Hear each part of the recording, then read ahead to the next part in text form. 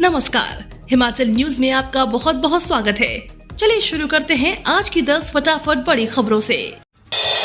Budget सत्र में CM Sukhu की बड़ी घोषणा, गाय और भैंस के दूध का एमएसपी किया निर्धारित। हिमाचल प्रदेश के मुख्यमंत्री सुखविंदर सिंह सुक्खू ने बतौर वित्त मंत्री अपनी सरकार का दूसरा बजट पेश किया। इस दौरान सीएम सुक्खू ने कई बड़ी घोषणाएं की हैं। उन्होंने कहा कि 1 अप्रैल 2024 से हिमाचल प्रदेश सरकार गाय के दूध का न्यूनतम समर्थन मूल्य 45 रुपए और भैंस के दूध का न्यूनतम समर्थन मूल्य 55 रुपए करेगी।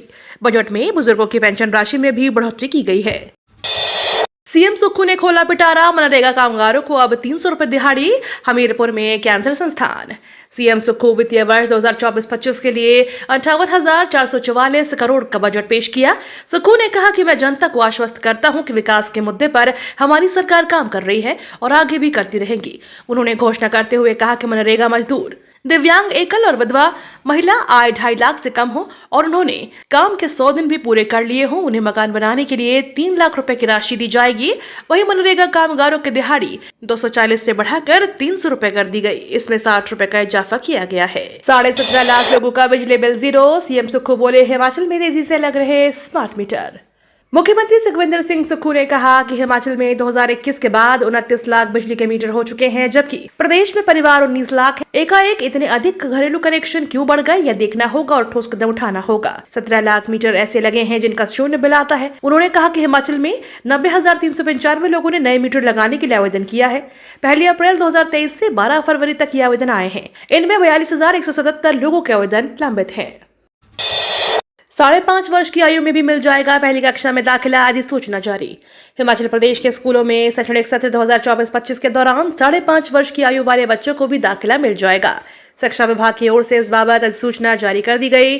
30 सितंबर 2024 तक 6 वर्ष की आयु पूरी करने वाले बच्चों को अभी दाखिले मिल जाएंगे। सिर्फ इस शैक्षणिक सत्र के लिए सरकार ने व्यवस्था की है। शैक्षणिक सत्र 2025-26 में 1 अप्रैल को 6 वर्ष की आयु पूरी करने वाले बच्चों को ही पहली कक्षा में दाखिला दिया जाएगा। एचआरटीसी के बेड़े में शामिल 327 इलेक्ट्रिक बसें 6 अयोध्या के लिए होंगी रवाना। हिमाचल प्रदेश पथ परिवहन निगम के बेड़े में 327 इलेक्ट्रिक बसों को शामिल किया जाएगा। अभी निगम के पास 110 ई बस व 50 ई टैक्सियां हैं। डीजल बसों को ई बसों में बदला जाएगा। मुख्यमंत्री ने बजट में इसकी घोषणा की है। मुख्यमंत्री ने कहा कि 17 पेट्रोल पंप पर ई चार्जिंग स्टेशन शुरू किए गए हैं। सीएम ने कहा कि आईओसी व राज्य विद्युत बोर्ड की साझेदारी के साथ अन्य 33 पेट्रोल पंपों और 55 विभागों में चार्जिंग स्टेशन बनाए जा रहे हैं। स्कूलों की होगी रैंकिंग, पढ़ो हिमाचल अभियान में 500 स्कूलों में बनेगी रीडिंग रूम। शिक्षा क्षेत्र में सुधार के लिए मुख्यमंत्री ने घोषणा की है कि प्रत्येक जिले के एसडीएम महीने में एक बार प्राइमरी स्कूलों का निरीक्षण करेंगे। हर माह रिव्यू मीटिंग भी की जाएगी। अभिभावकों के साथ भी इस बैठक में संवाद किया जाएगा। इसी बैठक में स्कूल के रखरखाव के बारे में भी उचित निर्णय लिया जाएगा। इसके लिए आवश्यक दिशा निर्देश जारी कर दिए जाएंगे। प्रदेश के सभी शिक्षण संस्थानों की वार्षिक रैंकिंग और उनके लिए परफॉर्मेंस बेस्ड ग्रांट की व्यवस्था भी की जाएगी। किसान आंदोलन का असर, दिल्ली नहीं जा रहा तैयार माल, उद्योगों में उत्पादन ठप। हिमाचल प्रदेश के सबसे बड़े औद्योगिक क्षेत्र के अप्लायंसेज उद्योग पर किसान आंदोलन की मार पड़ गई है। उद्योगों में उत्पादन न के बराबर हो रहा है।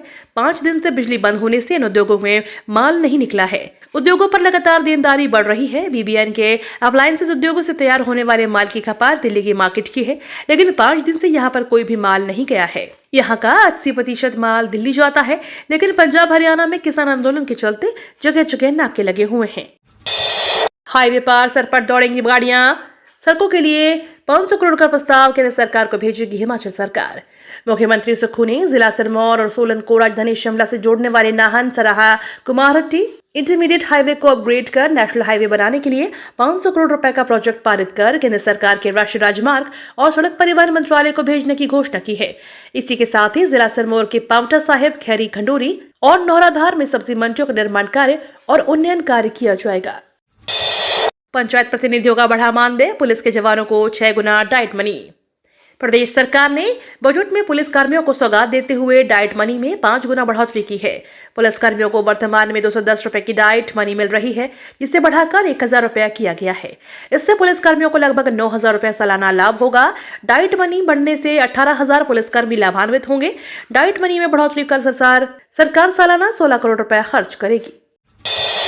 हिमाचल में 4 दिन भारी बारिश और बर्फबारी का येलो और ऑरेंज अलर्ट। हिमाचल प्रदेश में पश्चिमी विक्षोभ सक्रिय हो गया है। राजधानी शिमला समेत प्रदेश के अधिकतर क्षेत्रों में बादल छाए रहे। मौसम विज्ञान केंद्र शिमला के अनुसार आज और सोमवार को प्रदेश में भारी बारिश और बर्फबारी का ऑरेंज अलर्ट जारी हुआ है।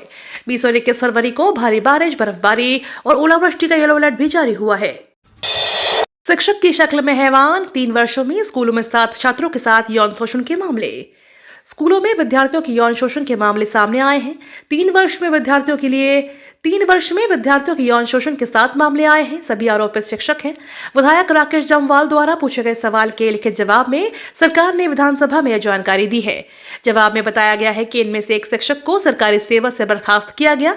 कोर्ट की ओर से बरी किए जाने के बाद उक्त शिक्षक को दोबारा नियुक्त कर दिया गया है। कर्मचारियों को 1 मार्च से होगा एरियर का भुगतान, अप्रैल से महंगाई भत्ते की किश्त। सीएम ने विधायक प्राथमिकताओं के रूप में बदलाव का ऐलान किया है। विधायक 23 प्राथमिकताएं दे सकेंगे। विधायक प्राथमिकता के वित्तीय पोषण की वर्तमान सीमा को 30 करोड़ से बढ़ाकर 175 से 195 करोड़ करने की घोषणा की है। विधायक क्षेत्र विकास निधि प्रति विधानसभा क्षेत्र 2 करोड़ 10 लाख से बढ़ाकर 2 करोड़ 20 लाख करने की घोषणा की है। सेवानिवृत्त कर्मचारियों के लीव एनकैशमेंट और ग्रेजुटी से संबंधित बकाया का भुगतान 1 मार्च 2024 से चरणबद्ध तरीके से शुरू हो जाएगा। जयराम ने बजट को किया सिरे से खारिज, बोले बजट सिर्फ दिखावा है। नेता प्रतिपक्ष और पूर्व सीएम जयराम ठाकुर ने कांग्रेस सरकार के दूसरे बजट को सिरे से खारिज कर दिया है। उन्होंने कहा कि बजट में फिर से झूठ बोलने और लोगों को गुमराह करने का प्रयास किया गया है। कांग्रेस ने सत्ता में आने से पहले झूठ बोला और सत्ता में आने के बाद पहले बजट में किए गए वायदे के अनुसार कार्य नहीं हो पाए हैं। अब दोबारा झूठ बोलकर गुमराह किया जा रहा है। नकली और घटिया दवाओं पर लगेगी रोक, केंद्र सरकार सख्त। देश में नकली व घटिया दवाओं पर रोक लगाने के लिए केंद्र सरकार ने सख्त रुख अपनाया है। केंद्र ने इसके लिए पहली बार दिशा निर्देश जारी कर दिए हैं। इसके मुताबिक शहरों, कस्बों और गांव में दवा की दुकानों पर जांच अनिवार्य कर दी गई है। अब ड्रग इंस्पेक्टर को जांच के लिए हर महीने 10 सैंपल देने होंगे और उसकी रिपोर्ट दिल्ली भेजनी होगी। दवाओं के साथ सौंदर्य प्रसाधन की वस्तुएं और शैम्पू भी जांच के दायरे में आएगा। हिमाचल प्रदेश के सरकारी स्कूलों में इस वर्ष 6000 प्री प्राइमरी शिक्षक भर्ती किए जाएंगे। पात्र आंगनबाड़ी कार्यकर्ताओं को भी शिक्षक बनने का अवसर मिलेगा। इसके लिए उन्हें ब्रिज कोर्स भी करवाया जाएगा। बीते कई वर्षों से प्री प्राइमरी शिक्षकों की भर्ती लटकी है। प्रदेश में शिक्षा क्षेत्र की मजबूती के लिए सबसे ज्यादा 9,560 करोड़ रुपए के बजट का मुख्यमंत्री सुखविंदर सिंह सुक्खू ने बजट भाषण में ऐलान कर दिया। ये तो थी आज की 10 बड़ी खबरें। डेली खबरों से अपडेट रहने के लिए चैनल को सब्सक्राइब करना बिल्कुल ना भूलें।